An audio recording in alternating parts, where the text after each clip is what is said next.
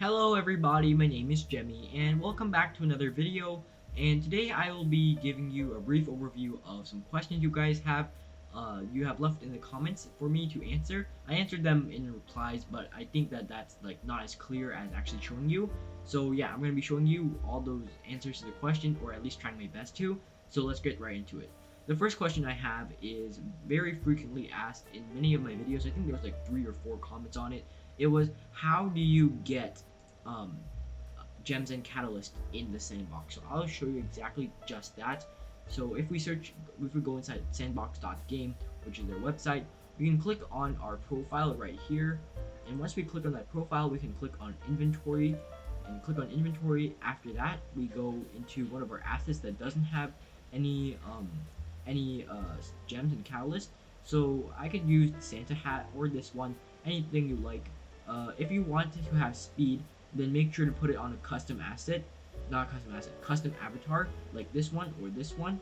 But if you don't care about speed, then you can have it on like an armor piece, like Santa hat or these helmets and stuff.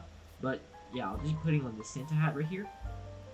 I'll give this Santa hat, let's see, click on here, attributes, type in attributes, that's how you do it, like so.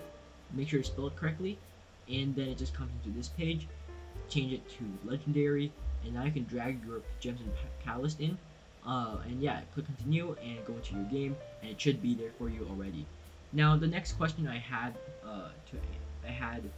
is, let me check on my list, how my point system works inside of my game for the Meta Olympics, and I will be showing you exactly just that, because somebody was confused on how I made it so that when I collected an object, I also got a point. When I scored a goal, I also got a point.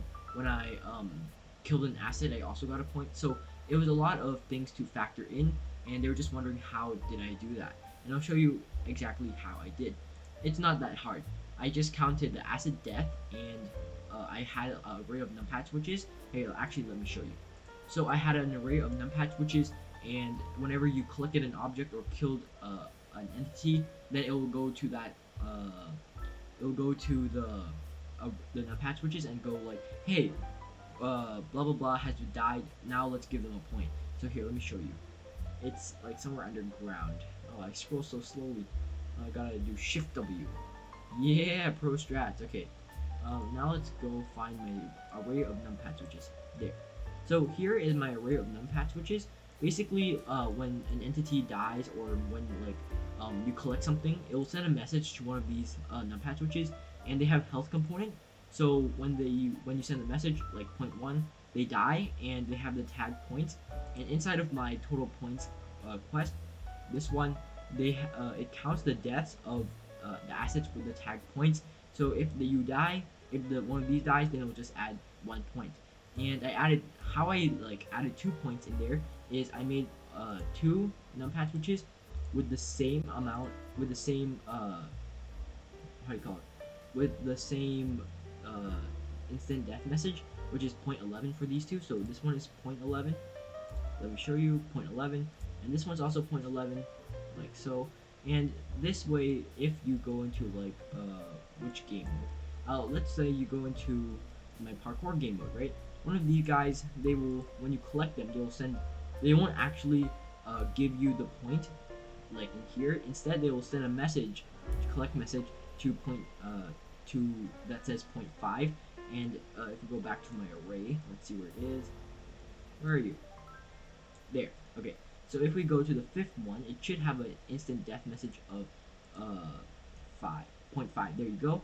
And for my soccer, in these little signs right here, it will detect the entity of the soccer ball. And once it detects the tag, it will just send a message, ball 1 point, and it will send one to one of these. Where is it? One of these numpad switches, which is 1, 2, 3. I don't know, this one. I don't know, but they'll send you one of these, and it'll kill itself, and well, I shouldn't use that word. It will destroy itself, and it will give us a point. You can give 2 points by destroying 2. Yeah, so that is how my point system works in my game. And let me check another one. Let's see, which is another one we have on the list. We have buildings. So building, somebody asked recently, like I think it's today, on how does, if you have one land, how much can you build in it? So my sister's channel is mostly constructed around building, and she builds a lot of stuff in there. So if you want to check her out, then um, I'll leave a link to her channel in the description. You can look at her builds if you want. They're pretty good. And yeah, so this is one land right here, and you can see this is a whole town right now. And there is a lot of space you can build. Oh, what the heck happened on the underground? But there's a lot of place you can build, and let me, if you play it, it will feel huge. Not, what am I saying? Huge. You can see that there's roads and stuff. But if it's not big for you, then you can do like 2x2 land. But by 1x1 land, this is already pretty big. And they also asked if we could go inside of the buildings. I mean, you can technically if you were to build it with blocks. I know there are some buildings you can actually climb on, but I'm not sure where it is right now. They recently just added it. Why can't I not click? Oh, what? Okay. But there were some buildings that they added recently that you could actually go inside. Now let me show you that. So I'm pretty sure they'll add it in the future too. But as of now, you need to build a block in order to actually go inside of the building. I remember it's like a huge tower. If I search up tower, will it come up? Yeah, here, medieval tower. And there's a little doorway over there, as you can see. And if I were to try to go in it, I could. And there you go. We're actually inside of the building right now. And I'm pretty sure in the future they'll have like staircases and assets that you can climb up on. But as of now, you can't actually do this with any other assets. Well, you can do with these ones, I'm pretty sure, but with any other ones, you have to build with blocks. So I'll give you an example with this building right here. I will build with blocks. You can kind of replicate the structure of the building, and then you can build inside of it and put assets in it. So like this, and then you can build a little roof, like so. And if we could, we'll just add a door, and we can add some glass if we wanted to.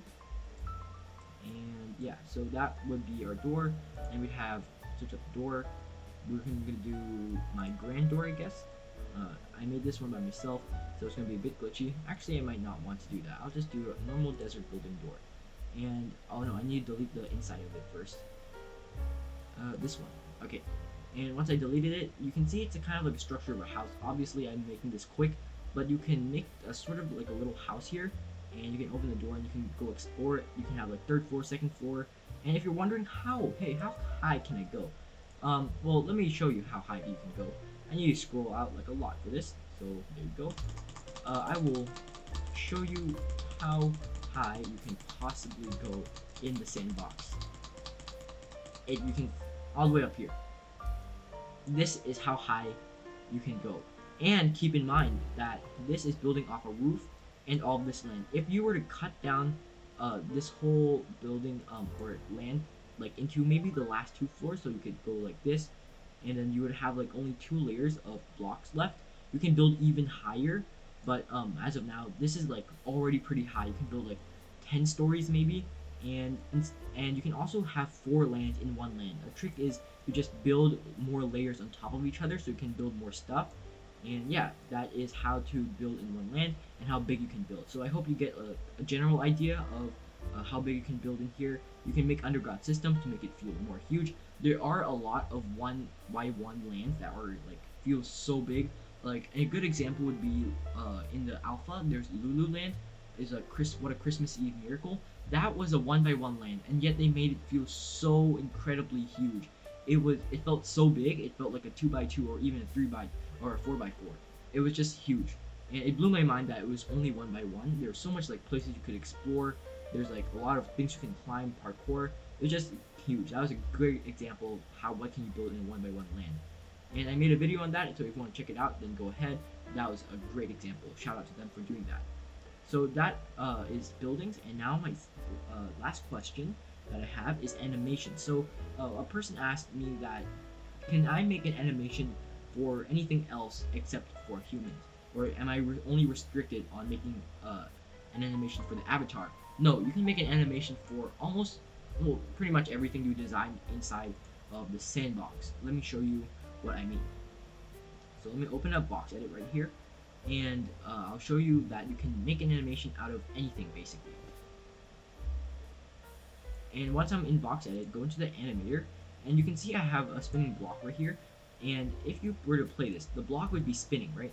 So you can make like any asset, and you can make them move up and down. I can make them move up like so. And if we check this out, then you would see up like this. Obviously it's really scuffed, but you can see we can actually move it up and down. If I were to make this a bit better, what I would do is I would put them in the middle. I'll move it up where it was, and then from the back I'll just put it back down.